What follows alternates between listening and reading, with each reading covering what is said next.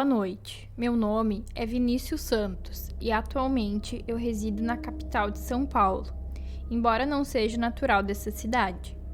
Eu nasci e fui criado em Pedra Branca, um pequeno município localizado no estado do Ceará. Quando era mais jovem, por conta da minha irresponsabilidade e comportamento de moleque, acabei me envolvendo em uma situação perigosa ao juntar-me com 2 amigos de infância para mexer com coisas desconhecidas. Por pouco, não perdi o juízo. Essa experiência aconteceu em 2013, época em que eu tinha 18 anos e gostava de correr riscos. Naquela cena, eu estava acompanhado de 2 amigos que também gostavam de apostar, porém, não tínhamos ideia do que estávamos fazendo. Pensávamos que poderíamos nos tornar bilionários de um dia para o outro jogando dinheiro fora. Em um determinado dia, depois de mais um sorteio em que não acertamos nada, um dos meus amigos, chamado Carlos, nos contou sobre uma história que o filho do seu falecido padrinho havia lhe contado. Segundo ele, se alguém fosse até a encruzilhada próximo ao povoado de São Francisco, localizado na zona rural do município, à meia-noite, algo extraordinário aconteceria. Ao chegar lá, você poderia acender algumas velas vermelhas ao pé de uma porteira e ler um trecho de um livro preto. Segundo a crença local, um homem apareceria e nos revelaria onde uma botija enterrada estava localizada. No entanto, o problema era que ele exigiria um sacrifício com sangue em troca. Embora todos rissem da ideia, percebi que o homem falava seriamente e realmente acreditava naquelas palavras. Como eu gostava de fazer muitas piadas, disse que o verdadeiro desafio seria encontrar o livro. Mas que, se ele conseguisse, nós poderíamos invocar o tal espírito e escavar a botija juntos para ficarmos ricos, o que seria muito mais fácil do que ganhar na loteria. Na manhã seguinte, por volta das 7h30, minha mãe me acordou dizendo que Carlos estava me esperando na sala.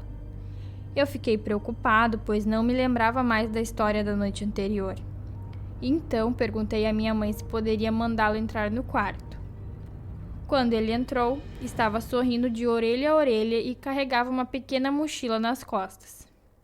Ele sentou-se e abriu a mochila, retirando um livro velho, grosso, com páginas amareladas e cheio de poeira.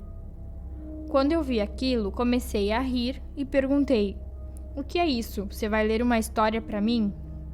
Ele também riu e em seguida disse que tinha conseguido o livro da capa preta. Ele me contou então que o livro continha feitiços para invocar espíritos. Segundo ele, seu padrinho possuía esse livro, assim o emprestou, mas o recomendou que ninguém tocasse exceto ele. Carlos sempre gostou de inventar mentiras, e eu gostava de brincar com ele, então acabei entrando na brincadeira. Combinamos de nos encontrar na sexta-feira, depois da meia-noite, para realizar o tal ritual e invocar o espírito que nos ajudaria a enriquecer. Na sexta-feira à noite, encontrei Carlos e um outro amigo nosso que se chama Pedro, do lado de fora de um bar conhecido na praça da cidade. Conversamos até que Carlos percebeu que já era quase 11 horas e sugeriu que fôssemos embora para evitar ultrapassar o horário combinado. Eu não me lembrava exatamente do que havíamos combinado, então tranquilizei Carlos. Foi nesse momento que ele mencionou que caso Pedro não fosse, ele iria sozinho, pois estava cansado de ser pobre. E essa afirmação dele fez com que Pedro começasse a rir. Depois, resolvemos conferir se o relato de Carlos era verdadeiro ou apenas uma das suas invenções. Então, entramos no carro do Pedro e fomos até a tal porteira que ficava próxima à encruzilhada Largo São Francisco. No caminho, paramos na casa do Carlos para pegar o livro e as velas. Quando chegamos ao local, Carlos nos disse que o filho do seu padrinho afirmou que uma vez iniciado não poderíamos parar e que também não deveríamos correr. Caso contrário, algo ruim poderia acontecer.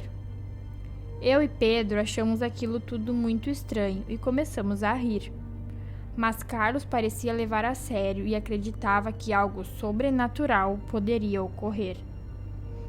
Após desligarmos o carro, percebemos que a noite estava envolta em mistério, com uma escuridão e um silêncio pairando no ar. Meus sentidos pareciam mais aguçados e eu comecei a ouvir os sons da natureza ao redor, como os cantos dos insetos e dos pássaros noturnos. Carlos, então, pegou uma lanterna e o livro. Abriu, fez um desenho no chão antes de colocar as velas. Pediu que eu e Pedro as acendêssemos e então começou a ler o livro. A cada palavra que Carlos lia, eu e Pedro ríamos. Mas após um minuto, sua voz mudou e as palavras fluíam de uma forma diferente, com um timbre grave e rouco que não parecia mais ser dele. Naquele momento, a brincadeira perdeu a graça e o medo começou a tomar conta de mim. Não entendíamos o que estava acontecendo, pois parecia que algo sobrenatural estava ocorrendo com o nosso amigo. Pedi para que Carlos parasse, mas então as luzes das velas se apagaram misteriosamente, todas ao mesmo tempo, e ouvimos um barulho de queda. Algum tempo depois, de maneira misteriosa, as luzes se acenderam novamente. Foi então que notamos que Carlos havia desmaiado e estava caído no chão. Tentamos reanimá-lo e ele rapidamente recuperou a consciência, levantando-se imediatamente. Nesse momento, olhei em direção à porteira e vi um homem vestido como um militar do passado. No entanto, eu sabia que aquilo não pertencia ao nosso mundo e que tínhamos nos metido em problemas.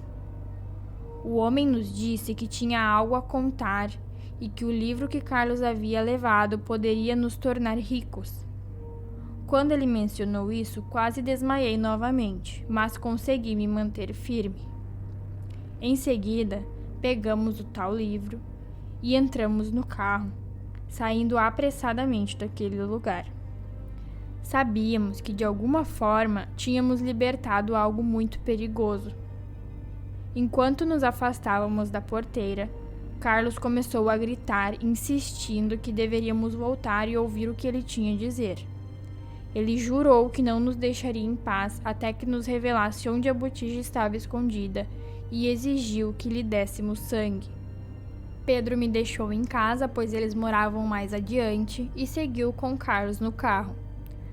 Felizmente, meus pais e irmãos estavam dormindo, então consegui entrar em casa em silêncio. Fui para o banheiro, tomei um banho e me joguei na cama. No entanto, alguns minutos depois, meu cachorro começou a latir no portão, pulando como se houvesse alguém do outro lado do muro. Como o portão era de madeira, não consegui ver quem estava lá. Aquela noite demorei muito para dormir, pois estava com medo e o cachorro não saía de perto do portão. No dia seguinte, acordei com a sensação de que havia levado uma surra. Estava todo dolorido e sentindo muita fraqueza. Decidi não contar aos meus pais o que aconteceu, porque sabia que eles ficariam bravos. O dia transcorreu sem que eu tivesse saído de casa e à noite decidi me recolher cedo, antes das 8. Minha mãe se preocupou comigo e perguntou se eu estava bem. E eu respondi que sim, apenas estava cansado. À meia-noite em ponto, meu cachorro começou a latir novamente. Perdi a paciência e abri a porta da frente para verificar o que estava acontecendo. No entanto, teria sido melhor se tivesse permanecido na minha cama, pois do outro lado da rua, ao abrir o portão, eu me deparei com o mesmo homem que havia estado naquela porteira. Fiquei tomado pelo medo. Meu coração disparou e senti um arrepio. Infelizmente, o pior ainda estava por vir. Ele deu um passo à frente e sua cabeça pareceu se separar do pescoço. Ele se aproximou do portão onde eu estava e eu rapidamente o fechei, correndo de volta para dentro de casa. Tremendo da cabeça aos pés, não sei se foi por causa do medo, mas naquela noite ouvi passos ao redor da casa enquanto meu cachorro latia e corria incessantemente. Acabei dormindo ou desmaiando de tanto medo, E no dia seguinte não aguentei mais e contei aos meus pais sobre o que estava acontecendo. Minha mãe acreditou em mim, mas meu pai questionou se eu estava usando drogas. Respondi que não, e mais tarde ele foi à casa de Carlos, onde os pais dele relataram que o menino estava trancado no seu quarto, apavorado. Pedro passou pelo mesmo acontecimento. Eles disseram que o homem da porteira foi até a casa deles, batendo na porta enquanto seus pais dormiam profundamente, também exaustos. Nossos pais foram conversar com o filho do padrinho de Carlos, que confirmou tudo. A situação quase terminou em tragédia, mas depois tudo se acalmou. Ele disse que iria resolver, mas precisava que nós o acompanhássemos naquela noite. Os 4 voltamos então para a porteira. Ele proferiu algumas palavras, assim como Carlos fez enquanto lia o livro. Ouvimos sons assustadores ao nosso redor e logo começou a ventar muito forte. Após alguns minutos, as velas se apagaram. Então, entramos no carro e voltamos para casa. O filho do padrinho de Carlos nos tranquilizou, dizendo que o mal havia sido desfeito. Não tenho como provar, mas de repente, o filho do padrinho de Carlos começou a enriquecer e hoje em dia não sei nem onde ele mora, pois desde aquela época ele foi embora da cidade. Meus amigos acham que ele desenterrou a botija, mas eu acredito que ele fez um pacto com algo maligno. Só sei que nunca mais joguei na loteria e aos poucos consegui me estabelecer sem precisar desse tipo de ajuda. Quanto ao livro, Deus me livre de encontrá-lo novamente. E em relação à porteira, só passo por lá de dia. De noite, nunca mais.